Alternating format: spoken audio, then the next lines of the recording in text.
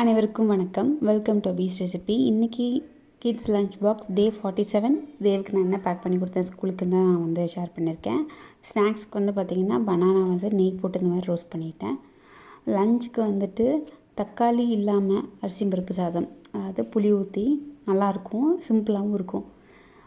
கொஞ்சம் வெங்காயம், சீரகத்தூள், மஞ்சள் தூள், அப்புறம் நான் காரத்துக்கு சாம்பார் தூள் சேர்த்திருக்கேன். அப்புறம் பூண்டு, இதெல்லாம் வந்து நம்ம கோர்ஸாக அரைச்சிக்கலாம். அப்புறம் வந்து சாப்பாடு, அரிசி பருப்பு ரெண்டுத்தையுமே வந்துட்டு ஒரு 4-5 விசில் நல்லாவே வேக வச்சு எடுத்து வச்சுட்டேன். கொஞ்சம் எண்ணெய் ஊற்றிக்கிட்டேன், கடுகு போட்டுக்கிட்டேன், வெந்தயம் சேர்த்திக்கலாம், கருவேப்பிலை சேர்த்திக்கலாம்.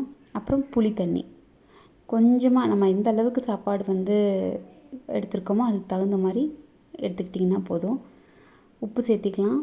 அதுக்கப்புறம் நம்ம அரைச்சி வச்சுருக்கிற இந்த பேஸ்ட் அதையும் வந்து சேர்த்திக்கலாம். இப்போ இது நல்லா வந்து கொதித்து பச்சை வாசனை போகணும். சாப்பாடு பாருங்கள், நல்லாவே வந்துட்டு இந்த மாதிரி மசித்து வச்சுருக்கேன். அது நல்லா கொதிச்சதுக்கப்புறம் இதை அதில் சேர்த்திடலாம்.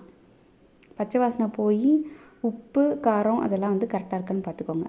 அப்புறம் இதை நம்ம சேர்த்தி நல்லா வந்து கிளறிட்டோம் அப்படின்னா ரொம்ப டேஸ்ட்டாக இருக்கும். குழந்தைங்க விருப்பப்பட்டு சாப்பிடுவாங்க, நோன்னே சொல்ல மாட்டாங்க. கடைசியில் வந்து நம்ம நெய் வந்து இதுக்கு ஆட் பண்ணிக்கலாம். முன்னாடி நெய்யில் போட்டு நம்ம தாளித்தாலும் ரொம்ப நல்லாயிருக்கும். நான் வந்து எண்ணெய் ஊற்றி தான் தாளிச்சிருக்கேன், கடைசியில் நெய் போட்டுக்கிட்டேன். நெய் போட்டுக்கலாம். இப்படி ஒரு தடவை வந்து நீங்கள் ட்ரை பண்ணி பாருங்கள். குழந்தைங்க வந்து நோன்னே சொல்ல மாட்டாங்க. அரிசி பருப்பு சாதம் அவ்வளோ டேஸ்ட்டாக இருக்கும். இதுக்கு வந்து வத்தல் வந்து நல்ல ஒரு காம்பினேஷனாக இருக்கும். அதனால் வந்துட்டு இன்னொரு டிஃபனில் வந்து வத்தல் தான் வந்து வறுத்து வச்சுருக்கேன்.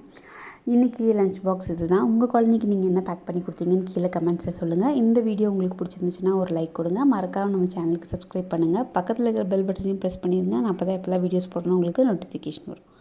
Stay healthy, be happy. Thank you.